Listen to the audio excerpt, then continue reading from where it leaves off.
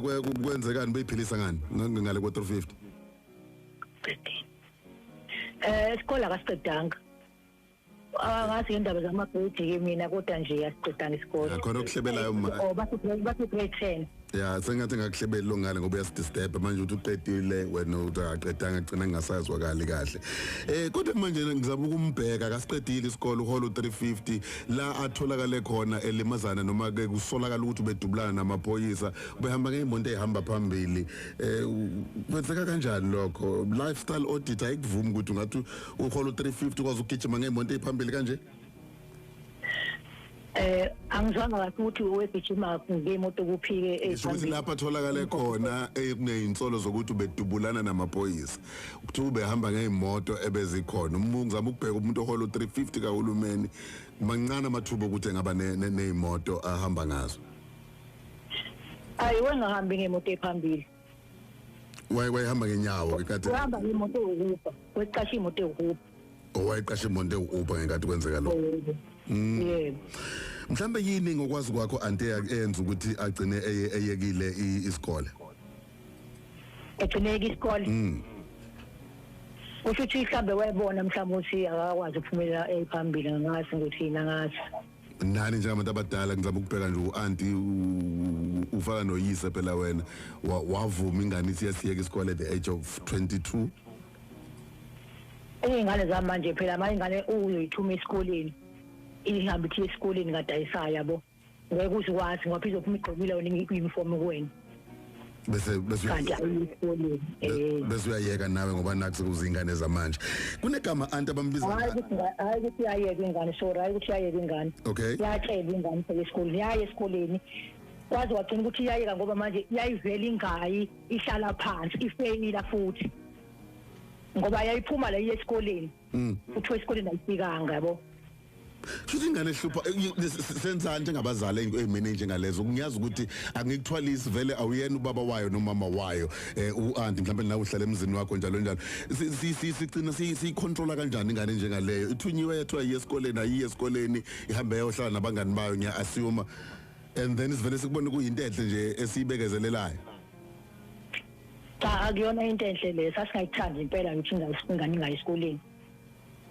okay kwangabikho ukuqondiswa kwegwegwe kwenzakalayo angizwa kwangabikho ukuqondiswa kwegwegwe obenzakalayo Shazama njengabazali sahluleka phela ngoba ingane wayithi ingane iphinda ama-class izibe ndala isigolozela ubusakwazi ukuyicontrol mhlambe kuleso simo nje nani nakho ukubambisana nesikole kulezo ikhathi ngqani nesikole sasiphatheke kabi ngesimo sakhe sasikwazi ukuba sixhumane nabasesikoleni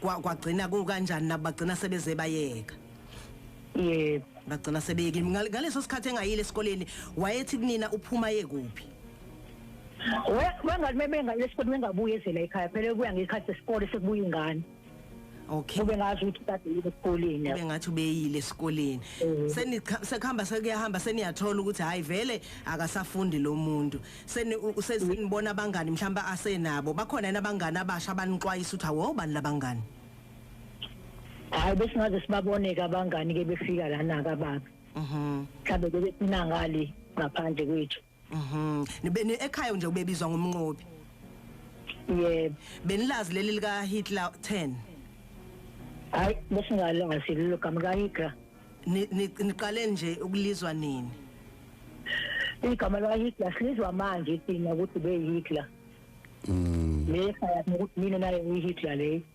okay manje besikhathi sedasavuma siya kwenye indawo ngicela ukuvala ngalokho siqala uthe ube ingane enhle njengamanje esinye isithombo sipaintayo uyabona ukuthi khona ukuphuma kancane esandleni obekukhona usengaphinda ume ngamagama akho ukuthi ube ingane ehlonipha yenza yonke into ekhaya abehlonipha nje kwashe emphakathini nje behlonipha okay futhi anazi lutho macala akabekelwa wona ongabe ngawokushaya ngaba ukubulala abantu ababalelwa kulishumi nakho konke lokho kunya kushona izinto ukuthi ube nazo ezithola ngobugebengu niyakushwama lokho ningabazali siyakushwama nje singabazali ngoba besazi ukuthi uvikele umphakathi nje bengekho umuntu ohlukumezekayo le emphakathini bekuvikela kanjani begadile nje ukuthi akho umuntu ofikayo bazohlukumeza abantu. Ekhatha kanjani na 22 ma? Ekhatha ngani?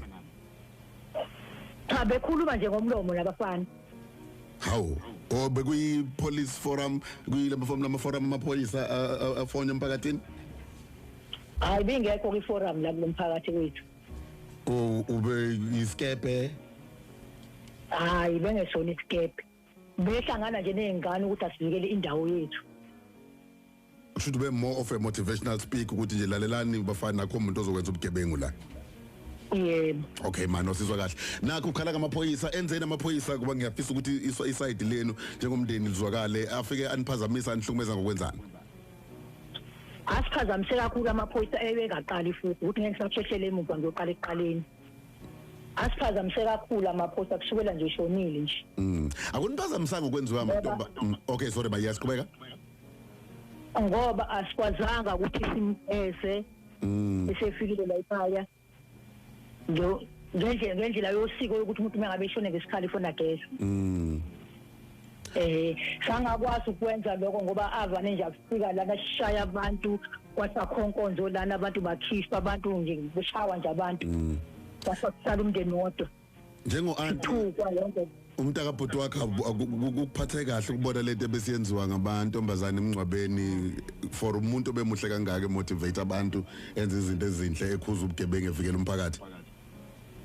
Uthi bani uphatheke kahle ke? Ngisho wena kuphathe kanjani ukubona abantu bedansa kwenziwa yonke lento bebekade yenziwa zingane emncwabeni kamuntu omchaza kanje? Angiphathekanga kahle ngoba futhi lokho bese kwenzeke wona bengenzeki la ekhaya. Kodwa nawe kukuhlukumezile ukubona. Noma mina bengingekho wona bengisele ekhaya kodwa ngikuzwile lokho ngakubona ukuthi kwangihlukumeza wayi khona kwala ekhaya ukuthi ingane asikhuyiphanga ngokomthetho ngako behukula la ekhaya. All right ma njoba nibancane ekhaya nona umndeni omkhulu.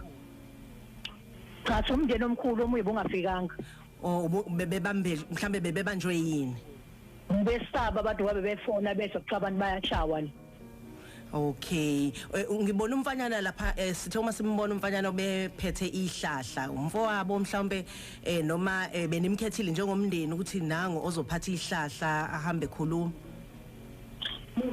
Ingoba bese umalume wakhe bese eshaywa amaphoyisa kumandulele phansi wase kuthathwa ingane obhutwakhe umzala kuyena ukuthi kube yona emkhiphayo manje ngoba amaphoyisa ngendlela bese ehlukumezeke ngayo ehlukumezeke ngayo. Ingane ithi kwazile kodwa bafana ngabufisa ngumalume. Ithini ingane ikwazile ukwenza konke lokho imicikilisho yehlahla lesuku yenziwa mhlawumbe umuntu mase ingane yazi lutho ingane phela yazi lutho ngathi nje akhambanga nje kahle ngoba ayikwazi ukwenza izinto efana izenze. Okay yabo bathi ngisathola phezulu ingane itho enza kanje ngane anabi kade ishayiwe futhi. All right ma no siyabonga kakhulu kodwa nje awazi ukuthi ungabavulela amaphoyisa icala ma. Amaphoyisa ngwavula ngwasalivule eqaleni bathi amaphoyisa sibopha amaphoyisa lamaphoyisa kwaboshwa bangabe ukuthi siyawabopha kuzofuna sihambe endaweni ngoba azosifuna ngasithola sibulala ngoba afika futhi asisabi isathi kuyena umalume wengane mina ngihambile nawo sibopha seke kwenzeka kudala njengoba ngithi nje ngikha phezulu ngoba indala afika eqaleni abashaya abulala nendawo le ekuthiwa umsamo abulala zonke into zomsamo efuna yena umobi njalo ngeinsolo zobugebengu. Yebo ashaya lo ntombi lo usudadewabo sahamba saye emaphoyiseni lapha sabo saye enkantolo eBridge sithi siyomangala phela kwathiwa eBridge City awunimangalela amaphoyisa ngeke aza amaphoyisa azaboshwa. Okay ma khona uphiko olubizwa ngeIPD sengathi ungaguglisha lona bese uyobika kulona. Okay IPD ngakayisizanga thina ngoba phela yazi ukuthi okay kulungile mhlambe mthiya ngakumina nje sengivala ekugcineni andi nithi umnqobi ubengayisi isigebengu.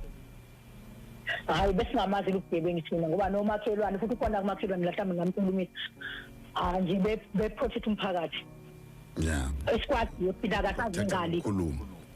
Alright siyabonga. Asivali noma andisabonga kakhulu ukukhuluma nathi usiphe nje isithombe senu njengomndeni sixolise kakhulu la ngokuphazamiseka kwenu njengokusho kwakho. Sibonga kakhulu kanjani ku auntie oku auntie kaMnqobi sibuza umbuzo ukuthi sitheke sizokubazali ababhekene nenselelo yokukhulisa abantu ababasha abasolwa ngokuba izigebengu noma ke uhlupho emphakathini. Ngabe ngomunye walabo bazali luphi usizo